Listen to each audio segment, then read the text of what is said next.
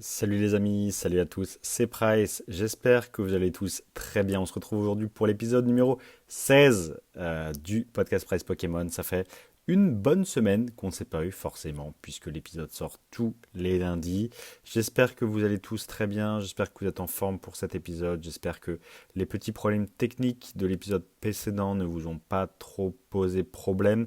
Je sais que vous êtes nombreux à écouter le podcast en faisant des activités, mais je sais aussi que certains d'entre vous l'écoutent très assidûment avec du matériel de très bonne qualité, que ce soit casque audio ou écouteurs. Et en l'occurrence, je m'excuse vraiment pour les soucis techniques de la semaine passée. Je ne sais pas pourquoi est-ce que... Déjà, premièrement, j'ai eu une emmerde avec YouTube qui m'a cut mon podcast. Il n'était pas complet lorsque je l'ai uploadé, donc j'ai dû le modifier. Et comme j'avais pas mal de problèmes de son lors de l'enregistrement, eh bien, j'ai décidé tout simplement de le modifier pour qu'il n'y ait plus ces perturbations. Vous avez la version précédente, en tout cas la version de l'épisode 15, sans modification sur Spotify, et la version avec modification sur YouTube. Donc voilà, choisissez votre team. Si des petits bruits de frottement ne vous dérangent pas, ben écoutez, allez sur Spotify, profitez-en, faites autre chose tout en écoutant le podcast dans vos oreilles, c'est toujours cool. Et puis nous voilà pour l'épisode 16. Du coup, aujourd'hui, pas mal de choses à discuter, pas mal de choses à faire, pas mal de choses dont j'ai envie de parler, surtout sur le marché international. Donc la rubrique numéro 1, comme chaque semaine, vous le savez, la rubrique Pokémon à l'international, beaucoup de belles choses à dire. Et pour la rubrique numéro 2, actualité française, il y aura également des choses que j'aimerais aborder, même si là en l'occurrence il y en aura légèrement moins. La grosse surprise de la journée, c'est que vous m'entendez, je suis seul, encore une fois, je sais, désolé à toutes les personnes qui souhaitent un podcast avec plusieurs intervenants, ça va revenir, ne vous inquiétez pas, c'est juste que c'est extrêmement compliqué de manière logistique, pas tout le monde est toujours disponible. Je voulais en refaire un avec les amis Thomas, Idir, Omer Kuhn, etc. Donc on va essayer de voir pour en refaire un, ça c'est certain. J'aimerais également aussi profiter de ce podcast et de cette introduction, de ce préambule pour appeler un petit peu informellement et un petit peu impersonnellement toutes les personnes avec qui je n'ai pas pu faire encore d'épisode. Je pense notamment à des boutiques avec qui j'ai pas forcément pu encore échanger ni réaliser de podcast.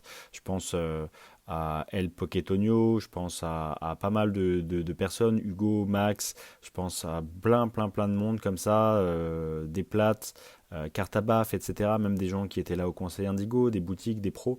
Donc voilà, n'hésitez pas à revenir vers moi. C'est vrai que j'ai la tête dans le guidon, je vois pas les semaines passer et je pense qu'il y a une très belle plateforme, une belle audience. Et effectivement, réaliser un podcast à plusieurs, ça peut de nouveau être très sympa, vraiment. Donc répondez vraiment à mon appel si vous écoutez ce podcast et que vous souhaitez intervenir, que vous êtes quelqu'un qui a vraiment, premièrement, des belles choses à raconter. C'est pas le tout d'avoir une boutique, etc. Mais il faut aussi vouloir échanger, discuter, parler de choses et d'autres. Je sais que c'est pas le cas de tout le monde. Je pense notamment à de gros collectionneurs qui vont se reconnaître, que ce soit Murcielago ou même d'autres que vous ne connaissez pas forcément, Link du 93, avec qui on a beaucoup parlé et qui n'est pas forcément enclin à discuter ici. Donc je le comprends, je sais que c'est pas la tasse de thé de tout le monde. Par exemple, Cartabaf, c'est pareil, je pense que c'est pas forcément ce qu'elle préfère. Mais voilà, l'appel est lancé. Je pensais aussi à Moart, je pensais à Pokématch, je pensais à plein de monde avec qui on n'a pas encore pu faire quoi que ce soit. Donc vraiment, n'hésitez pas. Voilà, l'appel est lancé, les amis. On commence la rubrique numéro 1, actualité Pokémon internationale, avec une revue des prix du marché haut de gamme et de très belles ventes qui ont été réalisées sur Goldin, donc une maison de vente aux enchères dont vous pourrez trouver le biopic sur Netflix d'ailleurs, donc vous voyez bien que niveau marketing on est plutôt pas mal. Et cette vente aux enchères a réuni un beau panel d'objets qui a réalisé au total quasiment plus d'un million de dollars de ventes sur cette vente aux enchères. Des choses très intéressantes à noter, comme le Pikachu Illustrator PSA 8 qui s'est vendu pour 317 000 dollars, ce qui en fait une des plus belles ventes Pokémon tout confondu, à voir exactement en quelle position ça se place, mais c'est assez incroyable dans le sens où, on va pas se le cacher, le marché anglais surtout On va revenir aussi sur le marché japonais, mais le marché anglais à l'heure actuelle est plutôt en berne comme le marché français, c'est-à-dire qu'on est sur une stabilisation, voire une légère diminution des prix. Donc c'est intéressant de noter qu'aux États-Unis, eh bien mine de rien, il y a quand même pour ces très très très belles ventes et ces très très beaux objets très haut de gamme des portefeuilles d'acheteurs qui sont là et qui font toujours confiance à Pokémon. On revient un petit peu sur la même façon de voir les choses qu'avec Agut qui s'est passé en français. Qui s'est passé en français. Je confonds langue et pays de vente.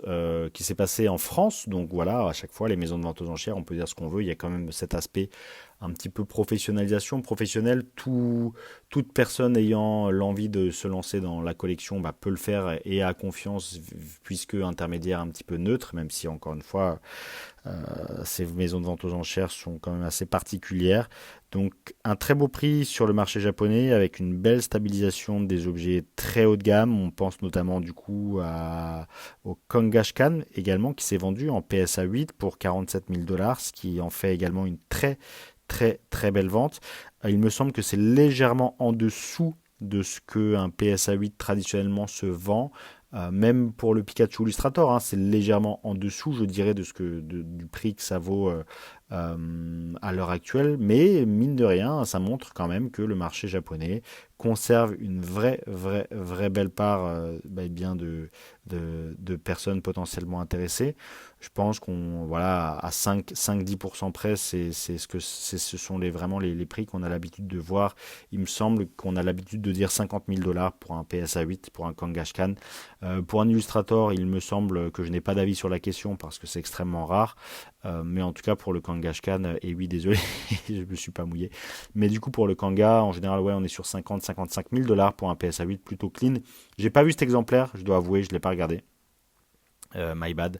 Mais voilà, donc assez intéressant à noter.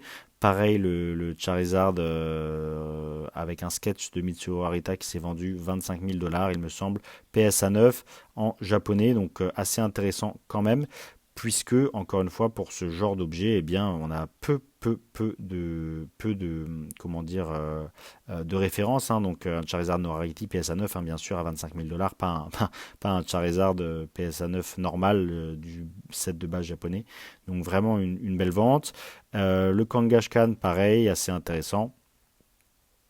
Même si le Kanga, les 47 000 dollars, et pareil pour toutes les cartes que j'ai pu vous citer jusqu'à présent, toutes ces cartes incluent le prix de vente, inclut la commission de Goldin. Donc c'est ça qui me fait dire que le marché est légèrement à 5-10%, voire un peu plus en dessous des prix qu'on aurait pu connaître pendant la hype. Mais quand même, ça se stabilise bien. Et pour moi, la plus grosse surprise, c'est ce Charizard First Edition anglais qui en plus a l'air vraiment à vue d'œil mal cadré. Gem Mint PSA 10, ancien label, qui s'est vendu pour 195 000 dollars. Donc vraiment comme quoi les Charizard Base Set First qui ont encore la cote parce que 195 000 dollars pour un exemplaire qui visiblement a en plus sur le boîtier des belles rayures. Alors je ne sais pas si c'est sur la carte ou sur le boîtier, mais en tout cas il y a une très belle rayure plus un off-center assez flagrant. Enfin off-center, on va dire que de haut en bas c'est légèrement en faveur du bas. Je trouve ça quand même incroyable.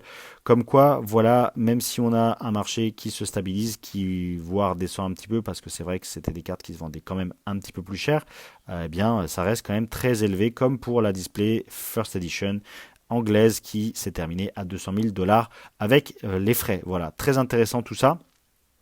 Quelque chose que je voulais quand même aborder. On a aussi d'autres cartes un petit peu plus rares comme les Pokémon Snap, le Chansey, donc le Vénard, le Smogo, des très belles cartes qui se sont vendues vraiment à de très beaux prix. Je trouvais ça vraiment quand même intéressant à souligner. On parle souvent justement bien de Pokémon qui se stabilisent, mais en fait il y a tout le temps des opportunités, il y a tout le temps des marchés qui se comportent mieux que d'autres. Il faut tout le temps s'intéresser, il faut tout le temps faire son travail de diligence, de renseignement, sentir les choses aussi. C'est pas le tout seulement de se tenir informé, il faut aussi savoir quand acheter, quand vendre. C'est aussi un feeling qui se travaille à force de regarder tout ça. Et là, on voit clairement que, en ce moment, par exemple, en France, on y reviendra après, mais il y a une vraie demande pour noir et blanc, par exemple, et diamant et perle platine. C'est assez intéressant et on voit qu'il y a beaucoup de personnes qui font un lobby pour ce genre de série. Donc, c'est assez assez intéressant de relier toujours les deux. Et puis à l'international, on voit qu'il y a quand même un beau lobbying qui est fait aussi pour le japonais No Rarity, pour les belles cartes trophy. Et on voit que ça paye, puisqu'il y a de très très belles ventes, comme par exemple tous les PSA 9, là, les Pikachu World Trophy numéro 3 qui sont vendus 42 000 dollars, etc. Le PSA 8 de 2010 qui s'est vendu à 45 000 dollars. Donc vraiment des belles cartes, des belles notes, des cartes exceptionnelles qui à chaque fois se comptent sur les doigts d'une main. Par exemple, les Pikachu Trophy numéro 3, numéro 2 de 2010 ou de 2017, c'est des cartes qui ont été distribuées aux gagnants de chacune des catégories, encore une fois. Donc il faut quand même se représenter la chose. C'est dans un événement physique, à une date précise, à des personnes précises, à 4 exemplaires à chaque fois. Donc c'est quand même assez impressionnant et ça garde quand même de belles valeurs, même si pour moi on est encore très loin de ce que ça pourrait valoir dans le futur, parce qu'encore une fois c'est assez exceptionnel comme objet tout simplement. Voilà, en tout cas pour ma review de l'international, on n'a pas terminé parce que je voulais aussi aborder avec vous les Pikachu Grey Hat Van Gogh qui aujourd'hui font encore pas mal jaser, puisque à un moment donné sont carrément descendu à 30 euros, pardon, 30 euros sur Card Market. On peut le voir sur le graphique de Card Market. Donc un prix qui s'est stabilisé à la suite de l'annonce de Pokémon Company, de l'arrêt de la distribution qui s'est stabilisé donc aux alentours de 100-110 euros pour un Pikachu Greyhat. Et là, grâce à une redistribution en masse, visiblement, en tout cas suffisamment importante pour permettre aux collectionneurs les plus modestes d'acquérir des exemplaires, on est redescendu à autour des 50 euros, donc quand même une diminution de 50% du prix de départ, donc on passe de 100 euros à 50 euros. Et ma prédiction que je vous avais donnée dans le podcast numéro 8, 7 ou 8, si je ne dis pas de bêtises, concernant ce Pikachu, avec Pokémon Company qui donnait raison aux scalpers, finalement, en arrêtant la distribution et qui empêchait les gens les plus modestes d'acquérir cette carte, finalement à moitié réalisé ma prédiction, puisqu'ils ont redistribué le Pikachu, mais c'est qu'à moitié complet, puisque j'avais prédit un prix aux alentours des 30 euros. Et on a réussi à l'atteindre le 5 février 2024, mais tout de suite après, on est retourné sur du 40-50 euros. Voilà, donc à prédiction de Price Pokémon qui s'est avérée à moitié vraie, mais en tout cas, ce qui est certain, c'est que cette carte, on n'a pas fini d'en entendre parler. Moi, personnellement, je ne m'y intéresse absolument pas. Je vais absolument pas avoir cette carte ni de près ni de loin. Je trouve que c'est vraiment pas un investissement qui est intéressant sur le court terme ni le moyen terme. Elle va finir par tomber dans l'oubli. C'est pas comme le set Munch qui avait été distribué à vraiment peu d'exemplaires. Je pense notamment au Mimikyu. Je regrette encore d'avoir vendu mon set, mais bon bref, ça c'est notre histoire. Je vous raconterai un jour toutes les choses que je regrette. Enfin, je l'en ai certainement raconté au Conseil Indigo, mais typiquement mon set Munch que j'avais acheté pour 100 euros, que j'ai vendu pour 400, j'étais fin heureux parce que j'avais d'autres achats de prévus. Et quand j'ai vu après que rien que le Mimikyu dans le blister scellé avec son classeur à un moment donné a valu 4000 euros, même encore aujourd'hui, je ne sais pas combien ça vaut, mais c'est n'importe quoi. Donc du coup, c'est sûr que on regrette, mais en tout cas, ce genre d'investissement, encore une fois, c'est un peu à l'instar de plein d'autres cartes promo un petit peu trendy comme ça. Ça fait des swings, des downswings, des upswings assez impressionnants sur du court terme. Tant que ce ne sera pas stabilisé, j'en ai même pas un exemplaire pour vous dire. Voilà, mais c'était quand même un sujet que je voulais aborder.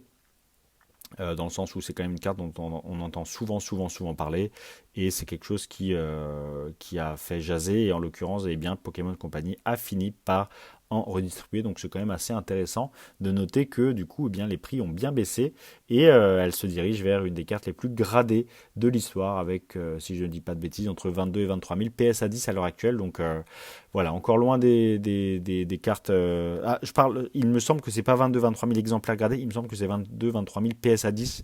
N'hésitez pas à vérifier cette info, à checker. Comme je vous l'ai dit toujours, faut pas croire parole d'évangile ce que je dis, et pas croire parole d'évangile ce que dit n'importe qui.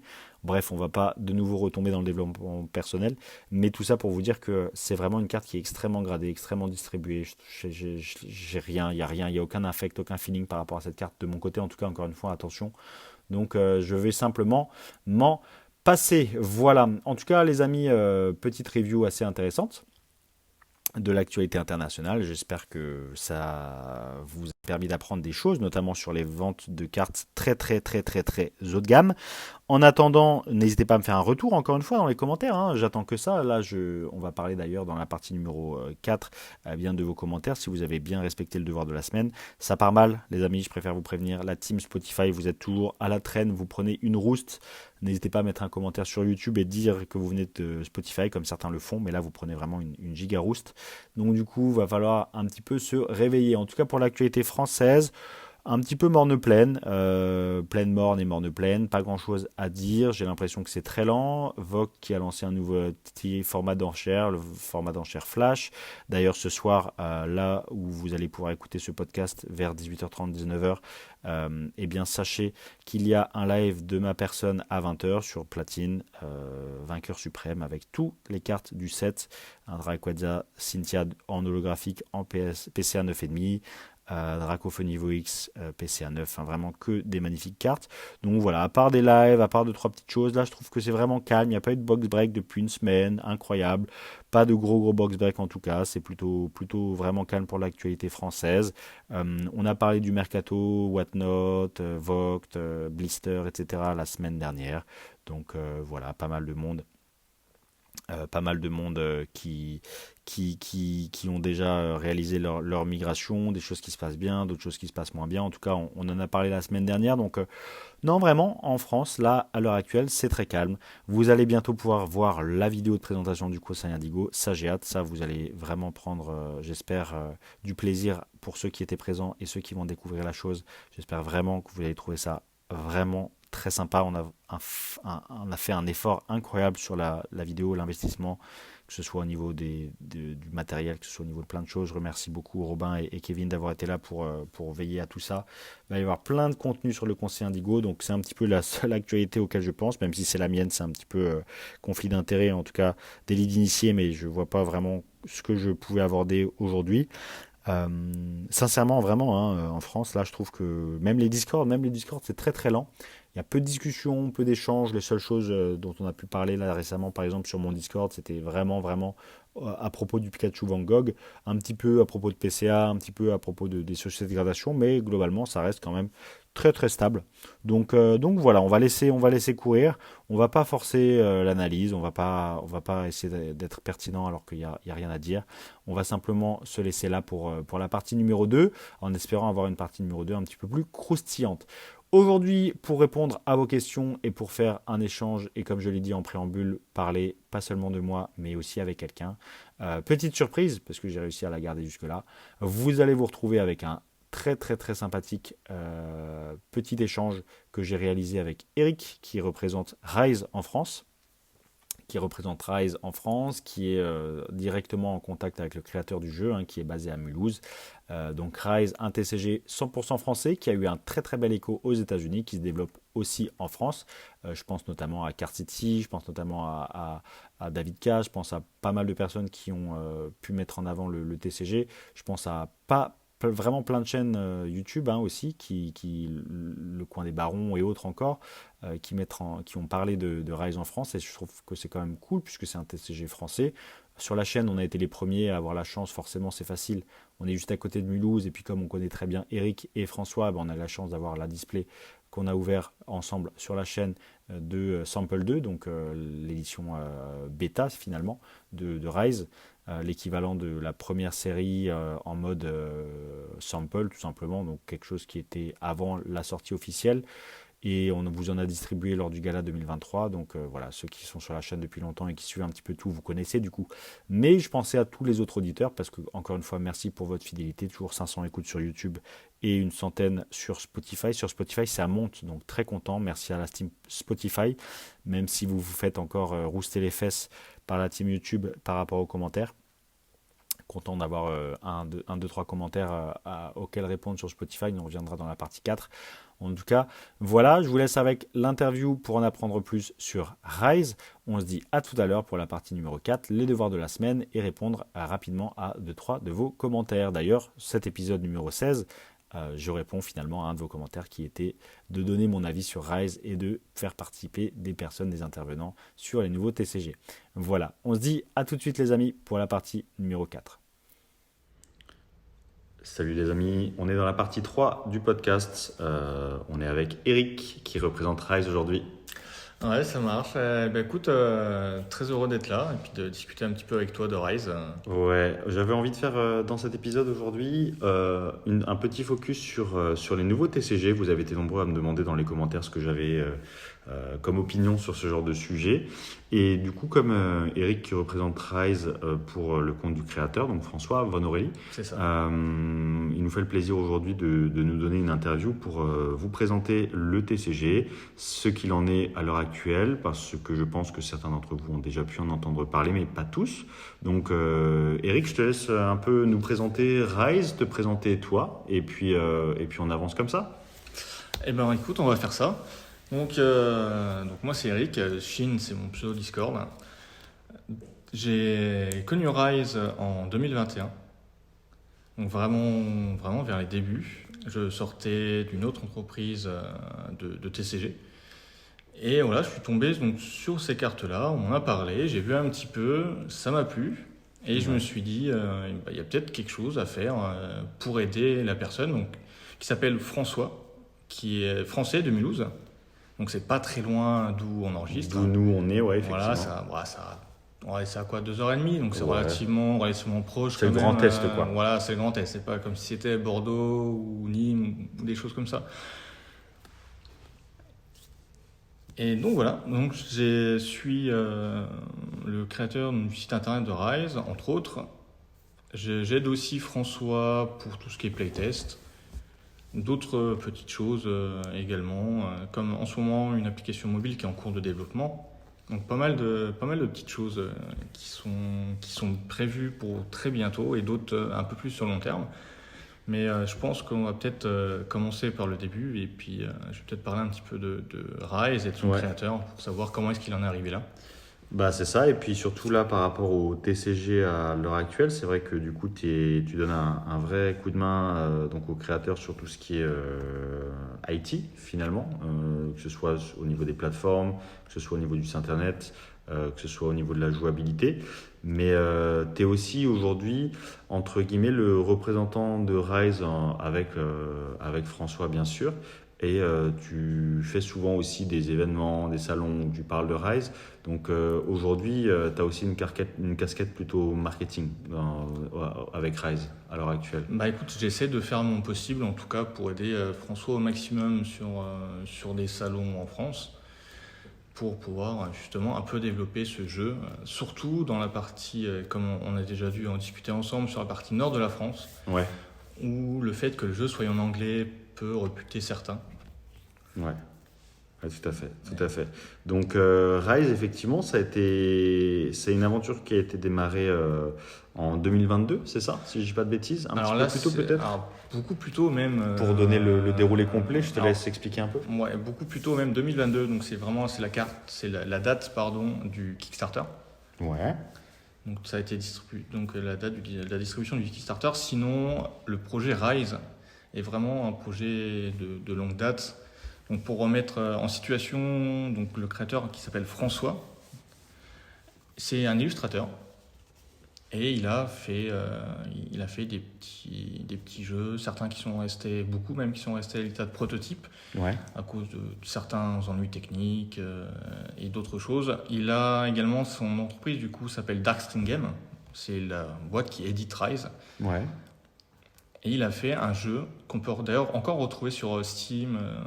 Sur PlayStation, je sais pas, mais en tout cas sur Steam, tu peux encore le retrouver, ça s'appelle Bounty Battle. Ok. Et c'est comme un Smash Bros, Ouais. mais qu'avec des personnages de jeux indés. Ok.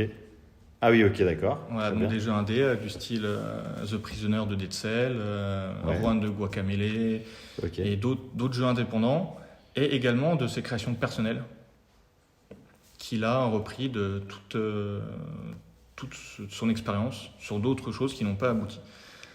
Et donc avec tout son bagage, il s'est dit, bah voilà, je vais essayer de me prouver que je suis capable de faire quelque chose de bout en bout, Ouais. tout seul, et que ça fonctionne. Et faire aussi bien que les gros du milieu, Magic, Pokémon, Yu-Gi-Oh, mais tout seul, Ouais. dans mon coin, et me prouver à moi que je suis capable.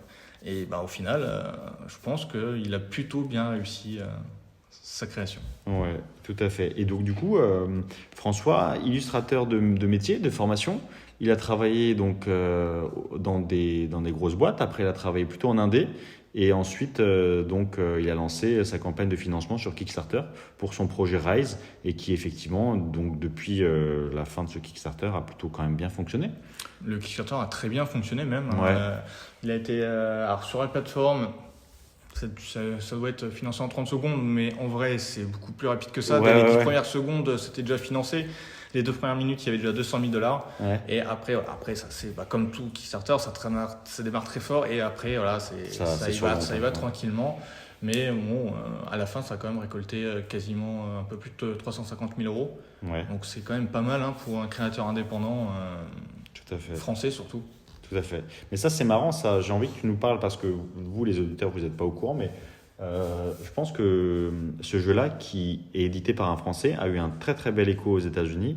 Et je voulais que tu nous dises un petit peu plus pourquoi est-ce que effectivement là le jeu a été vraiment axé en anglais et aux États-Unis. Est-ce que c'est un choix de François? Est-ce que c'est quelque chose qui a été fait un peu par par dépit, parce que la France n'était pas forcément réceptive? Quelles infos tu as, toi, à peu près? Pourquoi est-ce que ça a été surtout aux États-Unis Alors déjà pour replacer le contexte, les premières cartes étaient en français, Ouais, donc imprimées chez MPC, donc une imprimerie en France, d'accord. pour pouvoir justement tester le jeu avec ses potes, voir ce qui n'allait pas. Ok. Et après, il s'est dit, pour lancer mon jeu à l'international, Ouais, il faudra forcément passer par la langue anglaise. ok.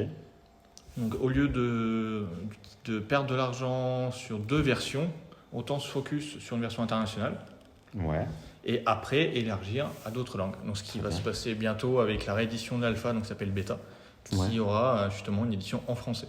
ok. Et ce Kickstarter-là aurait sorti d'ailleurs beaucoup. Normalement, il devait être sorti beaucoup plus tôt qu'à l'époque. Mais il y a certains Américains qui ont vu Rise, qui ont vu le potentiel et qui ont dit à François, retarde un petit peu le Kickstarter, peaufine ton truc et ça va fonctionner du feu de Dieu aux États-Unis. Donc de là, il a retardé le Kickstarter. Et je pense qu'il a eu raison en vue de l'engouement qu'il y a eu au niveau des backers, sachant qu'il doit y avoir, je pense, 85-90% de backers internationaux. Ouais. Et en France, il n'y a plus tellement de backers que ça en France. Mais là, honnêtement, c'est en train de bien de se rattraper quand même en France au niveau de l'engouement des joueurs et des collectionneurs. Alors tout à fait, donc pour ce qui est de la France, on va y venir un petit peu plus tard, mais vraiment dans le déroulé, moi ça m'intéresse de savoir quels sont les leviers, quelles sont les plateformes, quelles sont les méthodes qu'il a employées pour se faire connaître aux États-Unis. C'est vraiment ça, moi, qui m'impressionne finalement. Est-ce qu'il avait déjà une communauté de personnes qui le connaissaient? Est-ce que le Kickstarter a fait un effet boule de neige, mais simplement grâce au bouche à oreille? Est-ce qu'il a fait des vidéos là-bas? Est-ce qu'il a discuté avec des influenceurs là-bas? Est-ce qu'il a fait quelque chose en particulier, ou vraiment comme ça, il a balancé le Kickstarter et il a eu un écho de dingue? Non, comme je te disais, il y a donc des Américains qui sont venus, qui lui ont demandé de retirer le Kickstarter et qui avaient déjà une certaine influence dans le milieu. Du TCG? Dans le milieu, certains qui avaient déjà monté plusieurs boîtes à des millions de dollars qui ont vendu. Donc vraiment des gens qui connaissaient la chose et la possibilité que ça fonctionne très bien et qu'il y ait une étendue du jeu beaucoup plus large. Donc c'est pas vraiment quelque chose qu'il a fait, il s'est dit on va le faire au pif et puis si ça prend, ça prend quoi. C'est vraiment, il a eu quand même des infos comme quoi ça allait vraiment plaire du côté américain. Ouais. Notamment à niveau collection, parce qu'on ne va pas se mentir que niveau tout ce qui est Amérique et de ce côté-là de l'Atlantique, c'est plus des collectionneurs que des joueurs. Ouais. Ce qui est d'ailleurs l'inverse ici. Mais donc voilà, vraiment une belle partie collection aux États-Unis et après des influenceurs américains vraiment qui ont participé, qui ont pris le relais, quoi. Qui ont aussi participé au truc. Je pense par exemple, il y a Chummy de Pawn Shop. Ouais. Qui était donc une émission que je regardais beaucoup, moi, qui était justement Pawn sur Star, le Pawn Star, ouais, voilà, c'est ça. Et qui a bien kiffé et qui partageait sur ses réseaux aussi. Du Rise, etc. Du Rise, et donc ça a franchement bien marché, et aussi surtout du fait que le jeu soit gradable. Ouais. Ça a franchement donné un coup de boost. Le jeu, dès que ça a été gradable chez Beckett, c'est royal. Bien sûr. Ça donne un vrai aspect collection supplémentaire, quoi. Ok.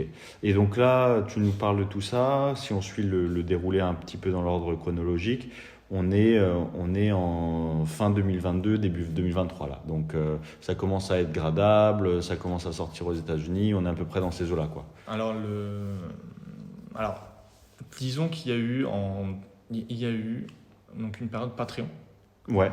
Donc il avait fait un Patreon qui lui permettait de vendre des cartes, de ses créations, et pas uniquement que vendre les cartes, mais aussi de pouvoir faire plusieurs tests sur les cartes, de traitement, d'holo pattern, Ouais. de design. Et ça, c'est quoi? Ça vient après Kickstarter? Ça vient avant. Ah, d'accord, Ça c'est bien ce qui me vient avant. semblait. Donc, vraiment, il y a vraiment donc, toute cette partie-là Patreon qui date d'avant le Kickstarter. Ah d'accord, parce que voilà, dans l'ordre chronologique, il fallait l'aborder un peu avant. Donc du coup, les auditeurs, donc il y a eu un Patreon qui a permis de financer un peu Rise. Effectivement, il a rencontré des Américains qui lui ont dit qu'il y avait du potentiel. Il a fait le Kickstarter, d'accord, ok. Je voulais vraiment replacer ça dans l'ordre quand même, que ce soit dans l'ordre chronologique. Donc maintenant qu'on a compris ça, on est à peu près aux alentours de 2022-2023, quand ça commence à être gradable, etc., que ça commence à prendre vraiment pas mal, c'est ça? Ouais, voilà. C'est ça. Le Kickstarter est sorti en 2022 et là, voilà, c'était l'explosion.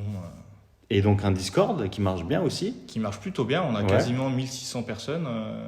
Très bien, ouais, sur le Discord. Et donc aux États-Unis, toujours majoritairement un Discord américain pour le moment par rapport à Rise. Et là, on va aborder un petit peu ce qui nous intéresse aujourd'hui. Donc c'est le développement aussi en France.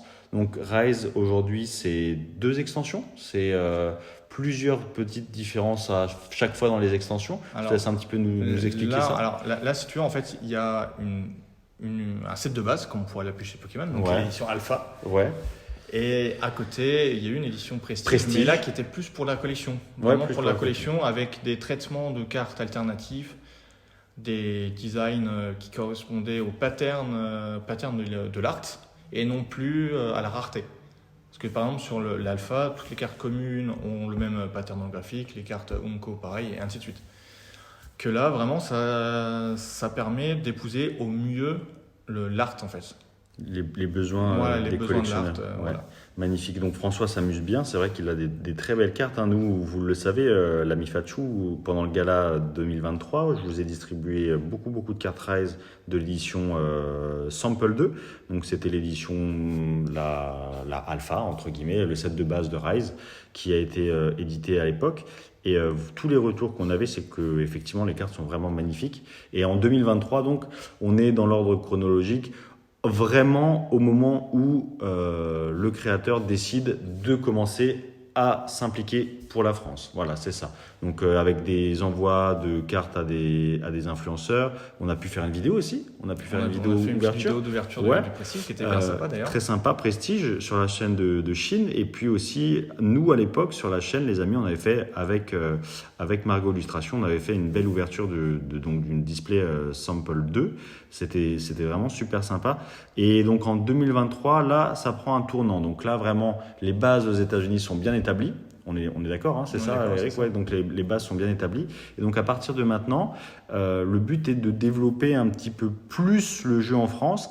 Et dis-moi si je me trompe, on commence à voir des choses un petit peu plus récurrentes sur YouTube. On commence à voir aussi sur Vogt ou sur 2 différentes plateformes en vente des cartes qui sont mises en vente par des professionnels, par des boutiques. Oui, voilà, donc comment s'est passé ce développement un peu en France? D'ailleurs sur Vogt, il y a enfin une catégorie Toute Rise. Une catégorie, une catégorie nouvelle Rise qui a été créée il n'y a pas longtemps. Pas longtemps, ouais. Il n'y a pas longtemps. Hein. Non mais vraiment, on fait vraiment l'ordre chronologique, les amis, que vous puissiez vraiment suivre un peu l'évolution. Et donc à partir de 2023, mi-2023, vraiment le développement sur la France se fait.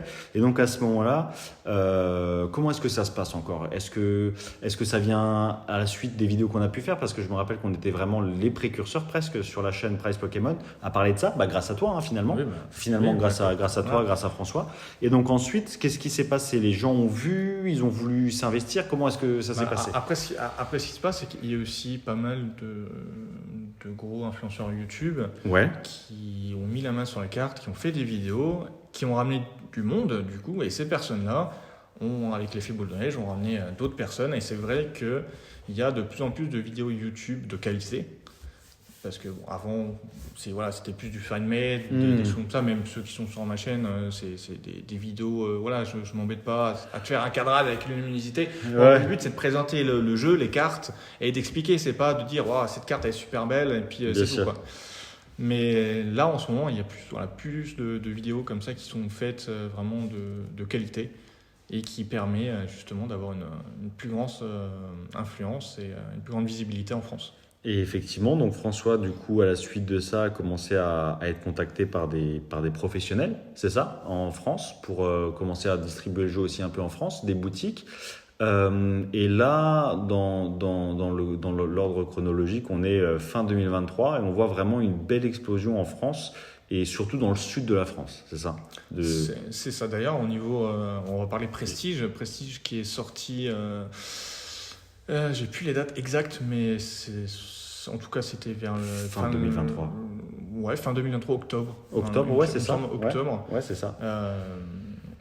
Et là, franchement, quand c'est sorti, c'était voilà, c'était wow, tu voyais plein de vidéos disant c'est super truc, ça a bien participé aussi. C'était un produit fait pour, c'était un produit pour qu'on fasse waouh, c'est quoi ce jeu, c'est super.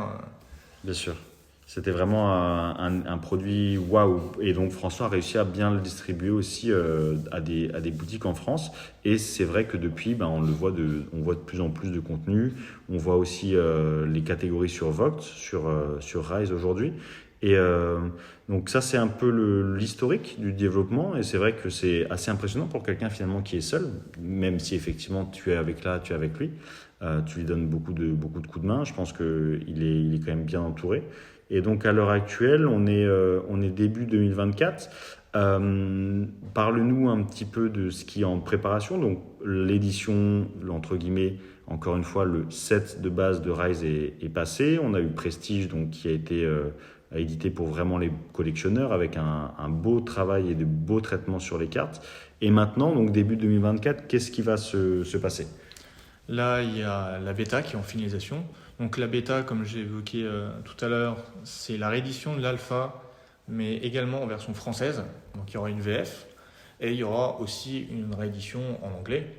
Vraiment, cette édition-là sera vraiment concentrée sur les joueurs. Donc il n'y aura pas de cartes collector dans ces boîtes-là. Ce sera vraiment, il y aura toujours des cartes holographiques, ça ne change pas, mais il n'y aura pas de cartes collector. Là, c'est vraiment à destination des joueurs pour augmenter la communauté des joueurs.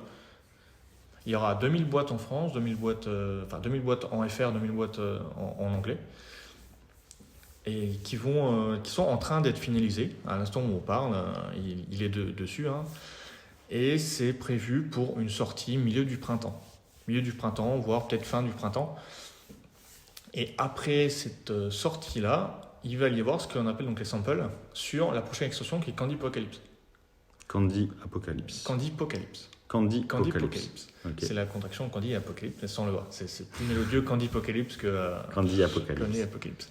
Et donc voilà, ces samples sont faits pour faire des tests, parce qu'il faut le rappeler, et je ne vais pas assez rappeler. D'ailleurs, je pense que c'est un des points qui fait le succès de Rise, c'est le nombre faramineux de tests et d'argent qu'il a investi dedans. Pour faire ne serait-ce que les qualités des cartes, je vais reprendre sur le Patreon. Si tu prends un Patreon du mois de mars et un Patreon du mois d'août, tu as un gap énorme au niveau de la qualité. Au début, tu n'avais pas le dos texturé, tu n'avais pas les tranches avec le rainbow. C'est vraiment tous ces produits-là qui sont, tu vois, de mois en mois, la qualité franchement faramineuse. Tout ça parce qu'il a fait des tests. Il a testé, il y a certaines choses qui n'ont pas fonctionné, donc il s'est dit ça ne fonctionne pas, mais je vais apprendre mes erreurs et je vais faire des choses qui fonctionnent. Donc voilà, tout ça, donc il a fait des samples 1 pour tester un petit peu les patterns holographiques. Donc il y a 4 patterns holographiques sur sample 1. Ensuite, il a fait les samples collector pour faire les tests de boîtes collector, donc qu'avec des cartes holographiques et une chess card qui était une carte lenticulaire, qui d'ailleurs se retrouve dans toutes les displays. Toutes les displays, le box topper est une carte lenticulaire. Et ensuite est venu les samples 2. Donc, quand tu as pu ouvrir et qu'on a pu même voir tous les deux quand je t'avais montré le jeu, qui ont permis de voir un petit peu la randomisation aussi des cartes et la qualité finale des boosters, de l'empaquetage et des choses comme ça. Donc vraiment en quantité limitée, sans boîte, mais qui représente quand même un investissement financier important du fait qu'il y a quand même une quantité de cartes et des choses qui coûtent coûtent un petit peu d'argent, comme les stamps ou les choses comme ça, qui sont vraiment repayées à chaque fois. Après, c'est sûr, là, une fois qu'il y a le stamp, une fois qu'il est créé, il n'y a plus besoin de le repayer. Mais par exemple, pour faire la carte numérotée, sur 500, il y a 500 stamps.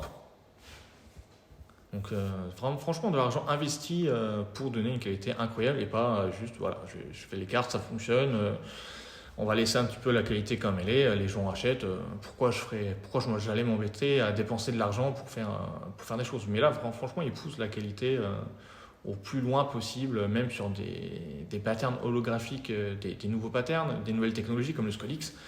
D'ailleurs, il a fait également pour une promo pour Halloween où il a carrément mis dessus un traitement UV.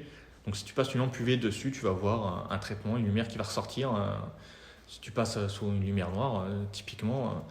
Et c'est franchement quelque chose, il a dû se battre avec l'imprimeur pour qu'il accepte de faire des choses comme ça, parce que c'est des choses franchement compliquées et qui ne se font pas à côté. Personne d'autre ne fait ça, donc on retrouve ça uniquement sur Rise. Et donc, après ces samples 2, comme je te disais, là, après la bêta, il va y avoir les samples de la Candypocalypse. Donc pareil, ce sera des tests. Elles seront distribués à des personnes qui vont faire des vidéos pour promouvoir le jeu. Et à terme, franchement, le lancement de la Candypocalypse tel quel, il y aura normalement, il espère, faire un petit film d'animation. D'ailleurs, film d'animation qui aura pour le lancement de la bêta. Vraiment, encore une fois, un investissement pour avoir des belles choses et faire de la belle promotion. Donc cette année, voilà, il y a plusieurs choses qui vont sortir, qui sont en cours. Et on espère que ça va bien fonctionner comme l'alpha. Mais au vu de tous les retours, ça a l'air d'être plutôt bien parti. Je pense effectivement qu'une réédition de l'alpha en français, ça va être très très sympa.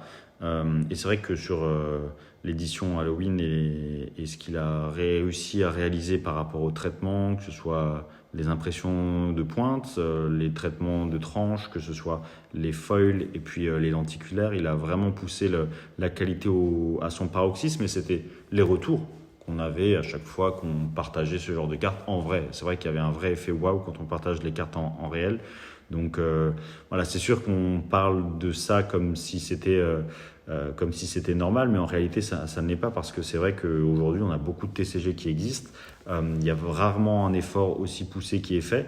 Moi personnellement, je le dis de manière totalement neutre. Bon, Eric, forcément, lui qui représente un petit peu plus Rise, ça l'est moins, mais en tant que intervieweur et créateur de ce podcast, entre guillemets, la liberté de ton, elle est là. Et si je vous le dis, c'est que c'est pour moi quelque chose qui est vraiment, vraiment, vraiment réel, et ça se représente bien dans la qualité des cartes qu'on peut avoir entre les mains, au toucher, que ce soit même les lenticulaires qui sont extrêmement propres. Pas des choses finalement qu'on voit nulle part ailleurs, quoi. Non, mais de toute façon, c'est le premier effet quand quelqu'un voit une carte Rise, c'est sympa. Wow, même les gens qui sont butés par l'anglais, ils vont apprécier quand même la qualité des cartes. Par exemple, j'ai fait le Gaming Day à Bar-le-Duc, j'ai plein de personnes pour eux, l'anglais c'était non, mais par contre, ils ont dit les cartes elles sont magnifiques. Bien sûr, même au Gala 2023, donc pendant la convention du Gala TCG, c'est vrai que c'était l'effet à chaque fois waouh, lorsque les gens ouvraient les boosters et lorsque les gens voyaient les cartes. Donc là, on va avoir le droit à plusieurs sorties étalonnées sur toute l'année. On va avoir la réédition en français de Alpha. Ça, c'est quand même très intéressant. Donc, quand est-ce que vous pensez pouvoir annoncer ça ? Là, de toute façon, il prévoit de le faire après avoir justement finalisé tous les fichiers d'impression et que les fichiers d'impression ont été envoyés et ont été validés par l'imprimeur. D'accord. Ce qui va arriver dans la prochaine semaine ou les 2 prochaines semaines. D'accord. Donc encore quelques semaines et peut-être encore un bon mois, 2 mois avant la sortie pour tout le monde, quoi. Ouais, milieu du printemps, je pense que c'est une date envisageable. Bon, écoutez les amis, vous avez l'info en avant-première sur le podcast Price Pokémon pour la réédition du set Alpha de Rise en français. Vraiment, notez la date, faites attention. Je pense que 2000 boîtes, 2000 displays, on est 2000 d'accord. displays, c'est 2000 ça. displays, pas 2000 cases. Ok, Non, 2000 displays. 2000 Les amis, c'est un chiffre qui est dit, qui est annoncé. C'est vraiment très peu. Donc, vous avez l'info en avant-première. Vraiment, c'est un jeu qui a un énorme potentiel. Aux États-Unis, c'est vrai que ça commence à être plutôt bien établi. En France, je pense que ça va aussi bien se développer. Donc, vraiment, notez. Moi, j'essaie de vous donner le plus d'infos possible. Si vous pouvez aussi faire un tour sur le site internet donc de Rise pour voir les cartes à quoi elles ressemblent. Si vous en avez encore jamais vu, Sur le prenez Discord aussi. sur le Discord également. aussi Rise. Donc vous trouvez le lien. Comment tu trouves le lien du Discord d'ailleurs? Parce que Alors, ça c'est sur le site internet. Tu peux l'avoir sur le site internet, tout en bas, tu as un petit icône Discord et tu cliques dessus et tu as Ok. le lien, ou après tu peux la retrouver sur les chaînes Ouais. dont il y a des vidéos sur Rise. En général, il y a le lien du Discord. Tout à fait. Et et après la réédition d'Alpha en français, donc encore une fois, dans une boîte c'est très peu. Prenez-en vous une, que ce soit pour ouvrir ou pour garder. Et ensuite derrière on va avoir Candy Apocalypse qui va sortir fin de l'année, milieu fin d'année, plutôt dans l'été, automne quoi. Ouais, je pense plus sur fin d'année, le temps de pouvoir avoir des retours sur les samples. Bien des choses sûr. comme ça. Ok. Toujours pour avoir vraiment un travail plus qualitatif possible.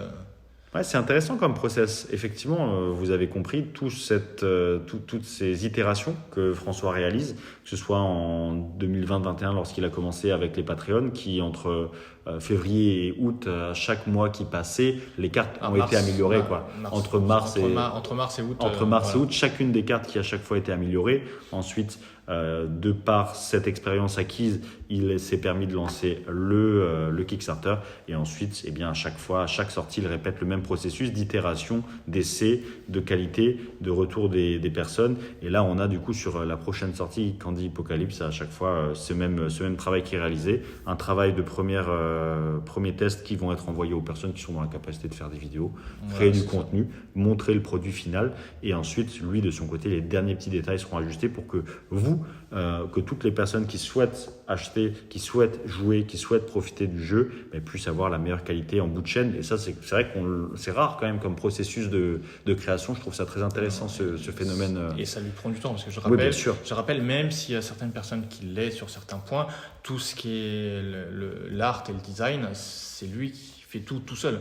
Donc il est tout seul pour faire créer. le design des cartes, des boîtes, des boosters. Donc c'est vraiment un travail monumental. Tout à fait. Et donc, il est lui-même illustrateur et c'est lui qui, c'est lui qui crée toutes les illustrations. Voilà, tu vois toutes les illustrations.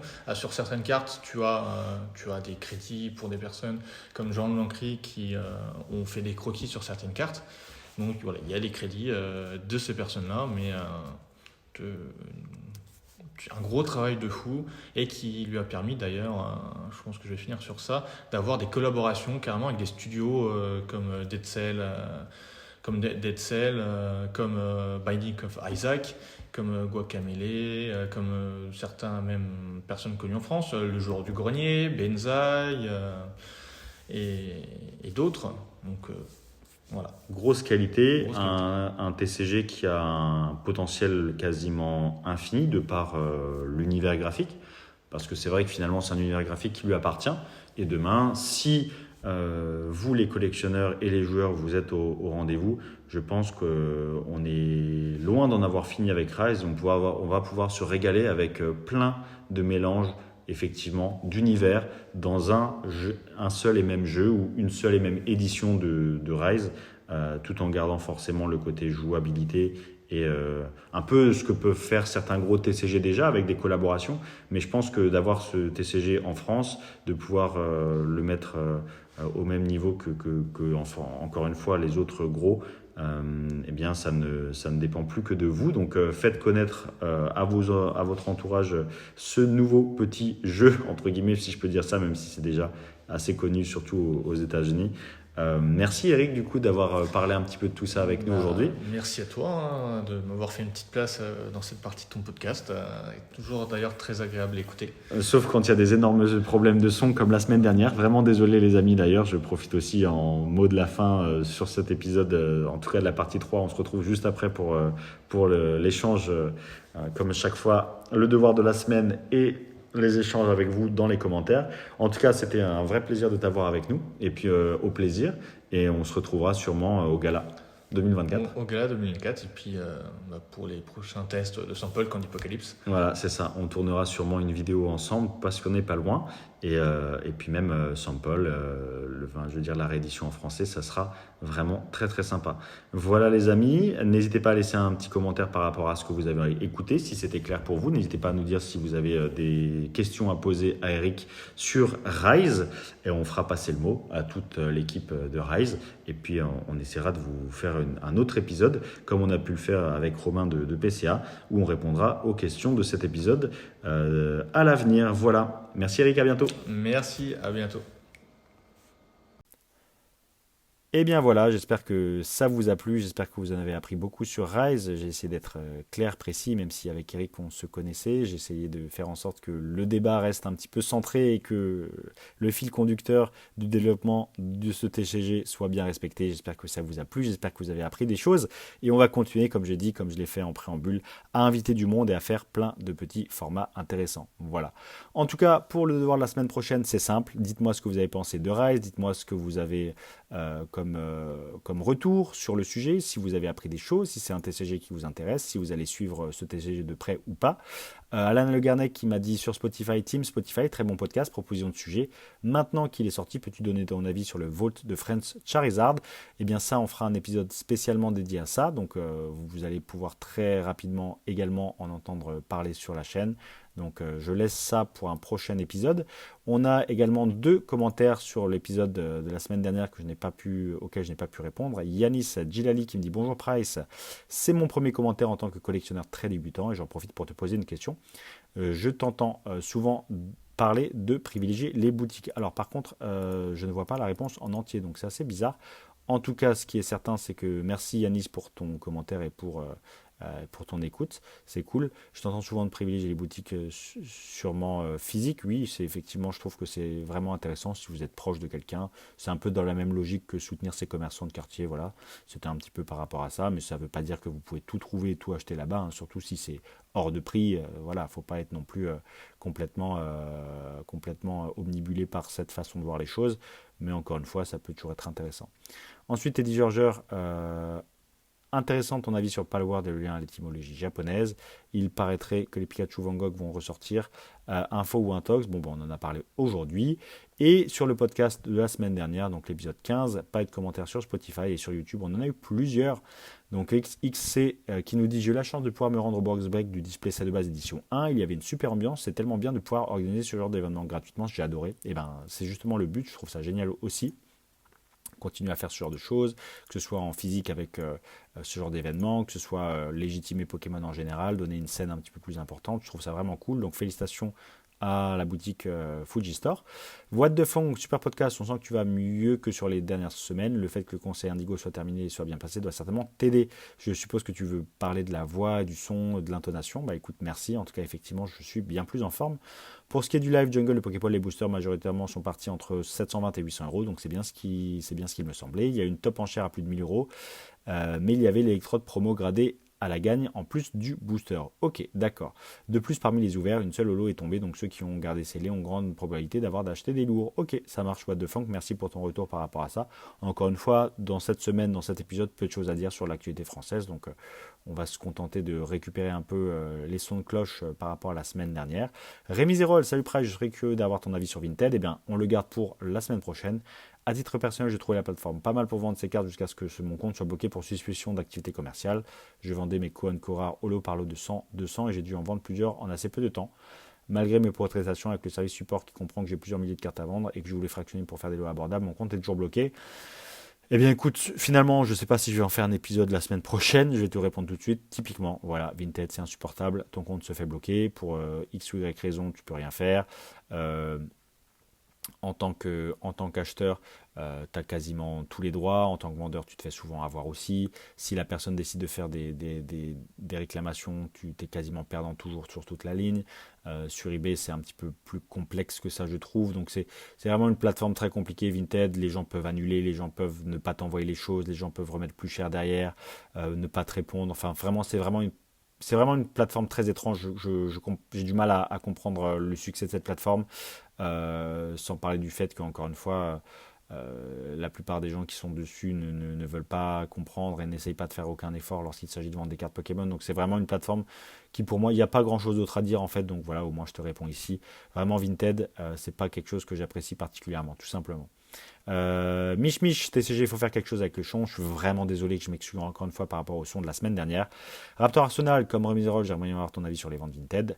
Je vais un peu sur cette plateforme. En majorité des cartes à fort intérêt, Holo Wizard tient Block X secrète. Et je garde les lots de communes Unco sur le bon coin pour des ventes ponctuelles Vinted mais pratiques. Merci pour ce podcast, même si le son n'est pas de bonne qualité. Les sujets sont intéressants et ta façon de les aborder encore plus. Merci beaucoup Raptor Arsenal pour ton retour. Écoute, tant mieux pour toi, en espérant que ton compte Vinted ne soit jamais bloqué pour X ou Y raison. J'ai plein d'exemples en tête, des amis qui vendaient des cartes, qui ont vendu des vêtements, qui à un moment donné se sont fait bloquer leur compte parce que quelqu'un les a signalés pour vendre de faux vêtements, ce qui n'était pas la vérité, puisque c'était des vêtements authentiques, de marque. Enfin bref, c'est vraiment une plateforme étrange. En tout cas, si Vinted t'est pratique, c'est le principal. J'espère vraiment que ça va continuer comme ça et que tu pourras continuer à avoir du plaisir sur cette plateforme sans problème. C'est fort, je suis vraiment désolé. Voilà, ton commentaire, c'est en gros, je suis vraiment désolé pour le micro et le reste. En fait, c'est une bêtise, c'est tout simplement une bêtise. J'avais un pull à col roulé, j'ai pas fixé mon micro et ça frottait sur mon pull à col roulé, tout simplement. Donc il n'y aura plus de problème au niveau du son, comme il n'y en avait pas jusqu'à présent, comme tu le dis. Donc vraiment désolé de ce son vraiment de mauvaise qualité. Et effectivement, tu n'as pas pu écouter l'édito et le travail fourni jusqu'à la fin. Donc j'en suis vraiment le premier désolé et j'espère que tu seras satisfait de cet épisode. N'hésitez pas à laisser un commentaire. Le devoir de cette semaine, c'est simple, c'est me donner votre avis sur Rise, me laisser un commentaire pour que je puisse l'analyser la semaine prochaine. Ne pas hésiter à me dire ce que vous avez pensé de cet épisode, des ventes des cartes à très high-end, donc haut de gamme au Japon, enfin japonaise pardon, aux États-Unis, chez Goldin, voir si vous avez entendu parler de tout ça, si vous suivez ça ou pas, ça m'intéresse d'avoir votre retour par rapport à ça. N'hésitez pas tout simplement à aussi venir voir sur le live Vogt de ce lundi 19 février à 20h.